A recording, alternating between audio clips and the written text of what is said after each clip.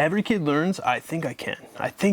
But what happens when that mindset grows up and they realize that the world just isn't fair? Today at the Dad Book Club, we are connecting Watty Piper's The Little Engine That Could with Pierce Brown's Red Rising. That's right, the children's book about a little tiny train trying to get up a mountain connects very strongly to the brutal and brilliant space saga revolution of Pierce Brown's Red Rising. If this is your first time here at the Dad Book Club, our mission is to raise our little ones as readers, as well as get new and existing parents to expand their reading journey as well. Because if we don't set the example, they got nothing to look up to.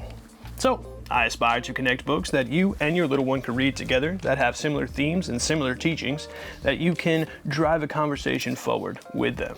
So we begin with Watty Piper's The Little Engine That Could. Everyone knows this story unless you're just 2 years old. It is about a small, very petite train that is tasked to pull a large load up a mountain. And along that journey, this train keeps running into other trains that keep telling it that it's too small, it's not meant to pull that load, that it's not fast enough, that it's not strong enough. But this little train keeps repeating to itself, I think I can. I think I can. And that is the magic of its simplicity. It teaches kids perseverance, self-belief, and to always show up no matter if you think it's impossible. It's a simple concept and it sticks. And that's why you probably haven't read this book in 30 years, but I said the name and you know exactly what the story is and you know exactly what it's about. This little train who persevered.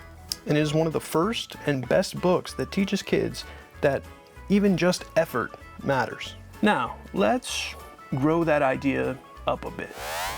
Pierce Brown's Red Rising tells the story of a man named Darrow who is a miner underneath the surface of Mars, and generation after generation he has been mining, and they have been telling them that their efforts are gonna bring back human civilization, that every day that they suffer, it has a purpose, that if he can just work hard enough, things are gonna get better. Does it sound a little familiar? But here's the twist. Effort alone isn't enough. One day, after heartbreak, Darrow finds out that he had been lied to. They've all been lied to. That human civilization has been going on this entire time. They were never bringing it back. But what had been happening was that the top people in the society that they call the Golds had been systematically setting a hierarchy in the civilization, and Darrow finds out that he's a red. He is way down on the bottom. He's pretty much part of a slave race of Mars. So Darrow discovers that society is not only not crumbling like he had been told his entire life, but that the system is systematically meant to keep him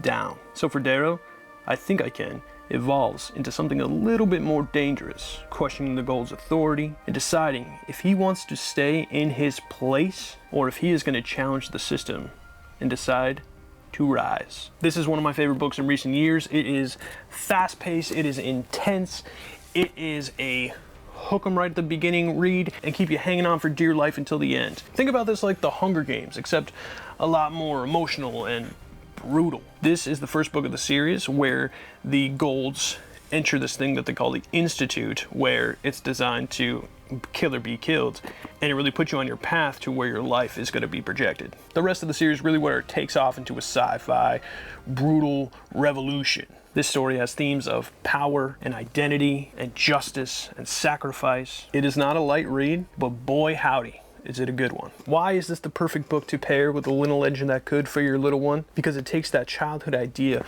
of perseverance and it asks, what if the mountain that I'm climbing isn't the problem, but the system is? Both of these stories hit basically the same exact theme. While your child is learning, never give up.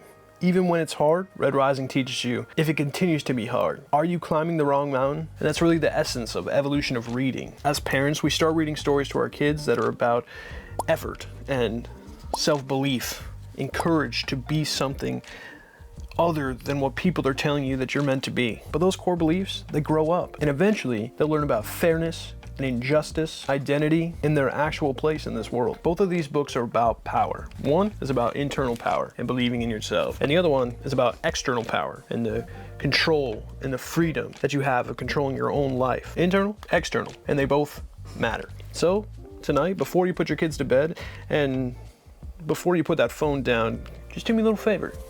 Click that little button down below that says subscribe. Give me a like, comment. Have you read Red Rising? What do you think about perseverance? What book made you first believe in that? Do you remember the little engine that could 30 years later? Leave me a comment with any of your thoughts. Then put your phone down, go bring your kid to bed, crack open the little engine that could, and once they're asleep, go on upstairs and you crack Red Rising. Both you and your child will be learning about struggle, just at different levels. And that is how you build a shared culture of reading in your own home. Shared themes, different depths, the same conversation. And today, your kid is going to be saying, I think I can. But then one day, you're going to be teaching them that it is okay to ask, why can't I? And books like these are the perfect catalyst to have that conversation. Because reading isn't just about stories. It's about growing up through them. From a tiny little train trying to climb a mountain to a man who's deciding to burn an entire system to the ground. Same spark, same idea, just at a different scale. If you're a parent and you're trying to raise a reader, start small, but the key is don't stop. And to keep you from stopping, you can go ahead and click on this video right here, and I will give you my #1 rule that will most definitely improve your reading. Parents, kids, I'll see you in the next read.